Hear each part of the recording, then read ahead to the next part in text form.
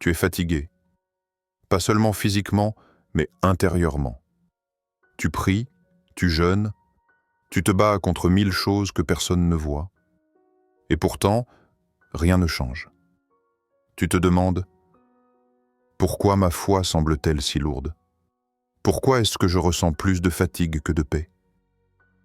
Mon frère, ma sœur, si tu ressens cela, ce message est pour toi.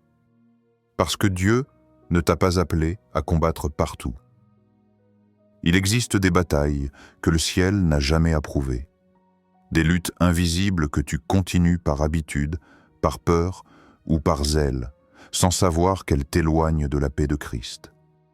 Et aujourd'hui, le Saint-Esprit veut te dire « Cesse de t'épuiser dans ce que je ne t'ai pas demandé de porter. » Avant d'aller plus loin, abonne-toi à cette chaîne si tu veux grandir spirituellement, apprendre à discerner la voix de Dieu et marcher dans une foi plus solide.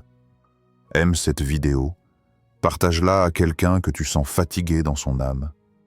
Et surtout, écris en commentaire.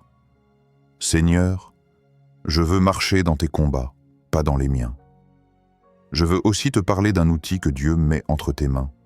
Le livre « La stratégie du diable dévoilée ». Ce n'est pas un simple livre spirituel.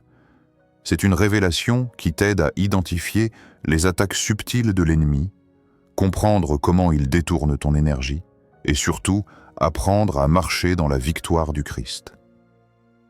Tu n'y trouveras pas de discours religieux, mais des clés bibliques puissantes pour reprendre le contrôle spirituel de ta vie, restaurer ta paix et ton autorité.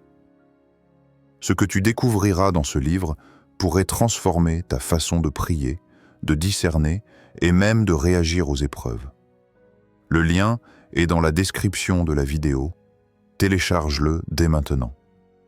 Prépare ton cœur, car dans les prochaines minutes, le Saint-Esprit va t'ouvrir les yeux. Tu vas découvrir pourquoi tu es épuisé spirituellement et surtout, comment retrouver ton repos dans le Christ.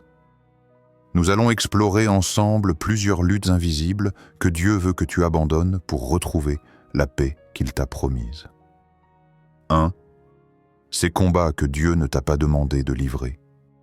Dieu ne t'a pas appelé à combattre dans tous les domaines, ni à t'épuiser dans chaque conflit que la vie te présente. Beaucoup de croyants se fatiguent à force de lutter dans des batailles que le ciel n'a jamais approuvées. Ils s'engagent dans des guerres qui flattent leurs ailes, mais qui ne glorifient pas Dieu. Pourtant, la parole nous rappelle dans Exode 14:14. « L'Éternel combattra pour vous, et vous, gardez le silence. » Ce verset n'est pas une simple parole de réconfort. C'est une instruction spirituelle. Il nous enseigne que la victoire ne dépend pas toujours de l'effort, mais souvent de l'obéissance et du repos dans la confiance. Dieu n'a pas besoin de soldats agités. Il cherche des filles et des filles capables d'écouter avant d'agir, de discerner avant de réagir. Le silence n'est pas une faiblesse, c'est une arme. Il désarme l'ennemi là où la colère l'aurait nourri. Combattre les mauvaises batailles, c'est comme semer sur un sol étranger. Tu y mets ton énergie, mais tu ne récoltes rien de céleste. Chaque fois que tu réagis à une provocation, que tu veux rétablir ta réputation, que tu veux mettre les choses au clair, tu entres dans une arène que Dieu n'a pas choisie pour toi. Et dans cette arène, tu es seul. Car le Seigneur ne soutient pas les combats qui naissent de l'orgueil ou de la peur. Éphésiens 6:12 le dit avec clarté, « Nous n'avons pas à lutter contre la chair et le sang, mais contre les dominations, contre les autorités, contre les princes de ce monde de ténèbres, contre les esprits méchants dans les lieux célestes. » Tu vois, ce verset n'est pas seulement une vérité théologique, c'est une boussole spirituelle. Il te rappelle que ton véritable adversaire n'a pas de visage humain. Tes collègues, ton conjoint, ton voisin, ton frère en Christ, aucun d'eux n'est ton ennemi. L'adversaire, c'est celui qui se cache derrière les tensions, celui qui attise les malentendus pour détourner ton regard du vrai champ de bataille. Lorsque Jésus était accusé, humilié, trahi, il n'a jamais riposté.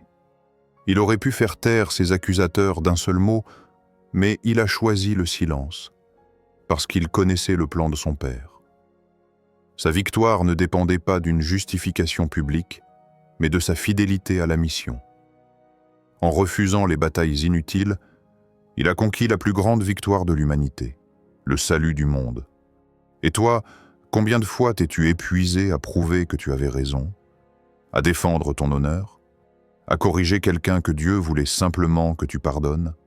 Ce besoin de contrôle, de justification, te vole ton repos et t'éloigne de ton appel. L'ennemi adore t'y voir, car il sait qu'un chrétien épuisé n'a plus la force de discerner. Le Seigneur te dit aujourd'hui, « Laisse-moi être ton défenseur. Tu n'as pas besoin de tout comprendre, ni de tout régler. Marche selon mon esprit, et je combattrai pour s'étuer. » C'est cela, la vraie foi. Non pas celle qui s'agite, mais celle qui se repose dans la promesse. Ne gaspille plus ton énergie à combattre les gens. Ne cherche plus à gagner les disputes, ni à réparer chaque injustice. Apprends à te taire quand le ciel parle pour toi. Parce qu'au moment où tu choisis le silence par obéissance, Dieu parle à ta place. Et sa voix, crois-moi, porte bien plus loin que la tienne. 2. Les luttes intérieures qui éteignent ta paix. Les plus grandes batailles de la vie chrétienne ne se jouent pas toujours à l'extérieur. Elles se livrent souvent dans le silence de ton cœur. C'est là que naissent les luttes les plus épuisantes, celles qu'on ne voit pas, mais qui rongent ta paix jour après jour. Ces luttes invisibles ont un ennemi commun, la peur. Peur de perdre le contrôle, peur de ne pas être reconnu, peur de ne pas être assez pour mériter l'amour de Dieu. Et pourtant, chacune de ces peurs est déjà vaincue par la croix. Le combat du contrôle. Combien de fois as-tu voulu tout maîtriser? Tu pries, mais tu veux dicter à Dieu la manière d'agir. Tu crois faire preuve de foi, mais en réalité, tu exerces une forme subtile de contrôle spirituel. Tu veux que les gens changent selon ton rythme, que les circonstances obéissent à tes plans, que les promesses s'accomplissent à ton heure. Pourtant, Dieu ne travaille jamais dans la précipitation. Il agit dans la confiance. La parole nous le rappelle dans Proverbes 3, versets 5 à 6. « Confie-toi en l'Éternel de tout ton cœur, et ne t'appuie pas sur ta sagesse. Reconnais-le dans toutes tes voies, et il aplanira tes sentiers. » Ce verset n'est pas une poésie apaisante, c'est une clé spirituelle. Dieu ne te demande pas de comprendre. Son plan, il te demande de lui faire confiance. Tant que tu cherches à tout contrôler, tu fermes la porte à son action. Le Saint-Esprit ne travaille pas les pas, dans les cœurs tendus, mais dans les âmes abandonnées. Contrôler, c'est craindre. Croire, c'est relâcher. Et la foi, c'est cet acte courageux par lequel tu acceptes de ne plus être le centre. Lorsque tu cesses de forcer les choses, tu invites Dieu à reprendre sa place dans ton histoire. C'est dans cet abandon que les miracles commencent. Souviens-toi, Pierre n'a pas marché sur l'eau en cherchant à comprendre comment les vagues allaient se stabiliser. Il a marché parce qu'il a fixé son regard sur Jésus. Le contrôle est une illusion. Tu crois tenir les rênes, mais tu tiens seulement ta peur. Le jour où tu lâcheras prise, tu découvriras que Dieu tenait déjà tout entre ses mains. Le combat du besoin d'être vu. Le deuxième combat intérieur, c'est ce besoin profond d'être remarqué, d'être validé, d'être reconnu. Tu veux que ton zèle soit visible, que ton service soit applaudi. Mais le royaume de Dieu ne fonctionne pas comme le monde. Ce qui est grand aux yeux des hommes est souvent insignifiant aux yeux de Dieu. Jésus a averti ses disciples dans Matthieu 6, 1. « Gardez-vous de pratiquer votre justice devant les hommes pour en être vus. Autrement, vous n'aurez point de récompense auprès de votre Père qui est dans les cieux. Dieu voit dans le secret. C'est là qu'il forme, qu'il teste et qu'il élève. Lorsque tu cherches l'approbation humaine, tu perds la récompense divine. La reconnaissance du monde flatte ton ego, mais la reconnaissance du ciel fortifie ton esprit. L'orgueil spirituel est une maladie silencieuse. Il se cache derrière des bonnes intentions. Je veux servir Dieu. Oui, mais veux-tu le servir pour lui plaire ou pour être vu? Le vrai serviteur ne brille pas par ses mots, mais par son obéissance. Il agit dans l'ombre. Il prie sans être filmé. Il donne sans être cité. Et parce qu'il s'efface, Dieu se manifeste à travers lui. Souviens-toi de Jean-Baptiste, il a dit « Il faut qu'il croisse et que je diminue ». John 3:30. Voilà la vraie grandeur. Le serviteur de Dieu ne cherche pas la lumière des projecteurs. Il cherche la lumière de la présence divine. Si tu apprends à te cacher, Dieu t'élèvera au moment voulu. Si tu cherches à t'élever toi-même, tu finiras par t'épuiser à gravir une montagne que le Seigneur n'a jamais demandé de grimper. Ne cherche pas à être vu, sois simplement fidèle.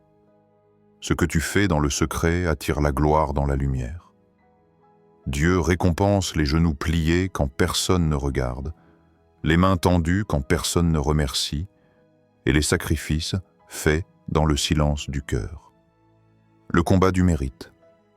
Enfin, la troisième lutte intérieure est peut-être la plus douloureuse, celle de vouloir mériter l'amour de Dieu. Tu te juges, tu te condamnes, tu crois que Dieu t'aime seulement quand tu réussis spirituellement. Tu te sens indigne à chaque faute et tu cherches à compenser par la performance religieuse. Mais la grâce ne se gagne pas, elle se reçoit. La Bible dit dans Éphésiens 2, 8-9, « Car c'est par la grâce que vous êtes sauvés, par le moyen de la foi. Et cela ne vient pas de vous, c'est le don de Dieu. Ce n'est point par les œuvres, afin que personne ne se glorifie. » Ce passage anéantit toute idée de mérite. L'amour de Dieu n'est pas une récompense pour les parfaits, c'est un don pour les humbles. Tant que tu essaies de le mériter, tu restes prisonnier de la culpabilité. Mais quand tu acceptes d'être aimé tel que tu es, tu découvres la vraie liberté. Dieu ne t'aime pas parce que tu pries. Il t'aime, donc tu pries. Il ne t'aime pas parce que tu jeûnes. Il t'aime donc tu veux te rapprocher de lui. Tout commence par son amour, pas par tes efforts. L'ennemi veut te convaincre que tu dois faire plus pour plaire à Dieu. Mais le Christ, sur la croix, a déjà tout accompli. Quand il a dit « tout est accompli », Jean 19:30, cela incluait ton pardon, ta restauration, ton adoption. Rien à ajouter, rien à prouver. Reçois cet amour. Laisse-le guérir ton cœur. Arrête de te battre pour être digne. L'amour de Dieu n'attend pas que tu sois parfait, il t'aime maintenant dans ta fragilité. Et cet amour, quand tu le crois vraiment, devient ta plus grande force. Parce qu'un cœur qui sait qu'il est aimé n'a plus besoin de contrôler, ni de se montrer, ni de mériter. Il repose. Et c'est dans ce repos que la paix de Dieu renaît. Cette paix qui dépasse toute intelligence et qui garde ton cœur et tes pensées en Jésus-Christ. Philippiens 4:7. C'est là que les luttes intérieures s'arrêtent, non pas parce que tu as gagné, mais parce que tu as laissé Dieu régner. 3. Retrouver le repos spirituel. Dieu ne t'a jamais appelé à vivre dans l'épuisement, ni dans une foi tendue par la peur de mal faire. Son désir, depuis le commencement, est que tu marches dans son repos, non que tu te contentes de survivre dans la lutte. Le repos de Dieu n'est pas une absence d'effort. C'est une présence constante, celle de Christ dans ton cœur. C'est un état intérieur où ton âme cesse de se débattre pour simplement demeurer. Jésus n'a pas dit « Venez à moi, vous qui avez réussi », mais « Venez à moi, vous tous qui êtes fatigués et chargés, et je vous donnerai du repos. » Matthieu 11:28. Cette invitation est universelle, mais elle demande une réponse personnelle. Le Seigneur n'impose pas la paix. il l'offre. Et cette paix ne se trouve pas dans une pause ou un changement de rythme, mais dans l'obéissance. Le repos, fruit de l'obéissance. Beaucoup de chrétiens prient pour le repos sans réaliser qu'ils marchent encore dans des directions que Dieu n'approuve plus. Ils s'épuisent à poursuivre des choses que le Saint-Esprit a déjà quittées. Ce n'est pas la charge de Dieu qui pèse lourd, c'est celle que nous choisissons sans lui. L'épuisement spirituel est souvent le signal d'une désobéissance silencieuse. Ce moment où tu continues un chemin que Dieu t'a demandé d'abandonner. Le Seigneur ne t'épuise jamais pour te punir. Il te fatigue pour t'alerter. Lorsque sa paix disparaît, ce n'est pas un châtiment, c'est une invitation au retour. Il te dit « Reviens au point où tu m'as quitté ». Le Saint-Esprit est un guide, pas un suiveur. Il ne marchera pas sur des routes que tu as tracées sans lui. Dans Ésaïe 30:15, il est écrit « C'est dans la tranquillité et le repos que sera votre salut, c'est dans le calme et la confiance que sera votre force. » Ce verset contient la stratégie de Dieu pour ton équilibre spirituel. Tant que tu cherches la solution dans l'agitation, tu t'éloignes de la source. Mais quand tu choisis de t'arrêter, d'écouter et d'obéir, la force revient. La paix est toujours le signe que tu es à ta place dans la volonté de Dieu. Fermez les portes ouvertes. Il est inutile de prier pour la paix si certaines portes restent ouvertes à l'ennemi. Parfois, tu demandes à Dieu de te libérer d'une oppression alors que tu continues à nourrir la racine du trouble. Une rancune entretenue, une relation toxique, une habitude cachée, une musique, une dépendance émotionnelle. Tout cela peut devenir une porte ouverte à la confusion spirituelle. L'apôtre Paul nous avertit dans Éphésiens 4:27 « Ne donnez pas accès au diable ». Ce n'est pas toujours un démon qu'il faut chasser, mais une décision qu'il faut prendre. Fermer une porte, ce n'est pas forcément faire une prière spectaculaire. C'est souvent un acte simple, mais radical. Pardonner, supprimer un contact, couper un lien, renoncer à un comportement, choisir la vérité plutôt que la facilité. Quand tu obéis à une conviction intérieure du Saint-Esprit, tu brises une chaîne. Chaque acte d'obéissance, même petit, est une victoire invisible. Dieu ne cherche pas la perfection de ton rythme, mais la sincérité de ton pas. Obéir, c'est déjà vaincre, parce que chaque oui que tu dis à Dieu fait reculer les ténèbres dans ta vie. Beaucoup prient pour être délivrés de l'ennemi, mais refusent de renoncer à ce qui lui donne accès. La paix divine n'est pas un sentiment magique. C'est une conséquence directe de ton obéissance. Si tu veux que le calme revienne dans ton âme, ferme les portes que Dieu te montre et ne les rouvre plus, la pédagogie de la souffrance. Enfin, il faut comprendre que le repos de Dieu passe parfois par la souffrance. Cela peut sembler paradoxal, mais c'est une vérité spirituelle profonde. Dieu n'utilise pas la douleur pour te détruire, mais pour te construire. Il polit ton cœur comme l'or dans le feu, non pour le brûler, mais pour le purifier. L'Écriture déclare dans Hébreux 5:8 « Bien qu'étant fils, il a appris l'obéissance par les choses qu'il a souffertes. » Si même Jésus, le Fils parfait, a été formé par la souffrance, combien plus devons-nous accepter que nos épreuves puissent être des leçons divines? La souffrance est souvent le langage par lequel Dieu enseigne la dépendance. Elle révèle tes fondations, expose tes priorités, dépouille ton cœur de tout ce qui n'est pas essentiel. Ne rejette pas la douleur, cherche la leçon qu'elle cache. Ce que tu appelles échec ou épuisement peut être la manière dont Dieu t'enseigne à lâcher prise. La croix semblait une défaite, mais c'était la victoire en préparation. De même, chaque larme que tu verses peut devenir une semence de transformation. Tes saisons de douleur ne sont pas stériles si elles te rapprochent de Christ. Souviens-toi de cette vérité. Dieu ne gaspille jamais la souffrance de ses enfants. Il la transforme en croissance, en maturité, en compassion. Si tu lui remets ton cœur blessé, il en fera un instrument de guérison pour d'autres. Le véritable repos, le repos spirituel, ne vient pas quand les tempêtes cessent, mais quand tu apprends à dormir dans la barque pendant qu'elle gronde. Jésus dormait au milieu de la tempête, non parce que le vent était doux, mais parce qu'il savait que son Père contrôlait la mer. Ce repos-là est surnaturel, et il t'attend. Ce que tu appelles fatigue est souvent l'invitation du ciel à tout remettre entre ses mains. Quand tu arrêtes de lutter dans tes forces, le Saint-Esprit reprend la direction. Et c'est à ce moment-là que la paix descend. Non une paix de surface, mais une paix profonde, stable, indestructible. Cette paix n'est pas logique, elle est divine. Elle ne dépend pas des circonstances, mais de la communion. C'est la paix dont parle Philippiens 4:7. Et la paix de Dieu, qui surpasse toute intelligence, gardera vos cœurs et vos pensées en Jésus-Christ. Alors, cesse de chercher la paix dans le changement de situation. Trouve-la dans la soumission.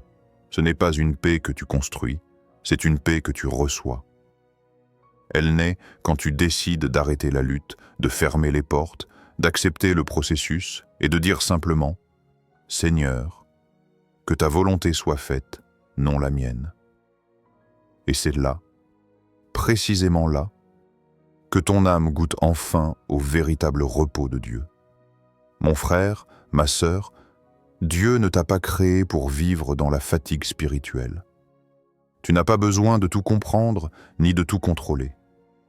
Tu as seulement besoin de faire confiance à Jésus. Quand tu lui laisses tes combats, il transforme tes luttes en témoignages. Là où tu voyais une bataille, il fera naître un miracle.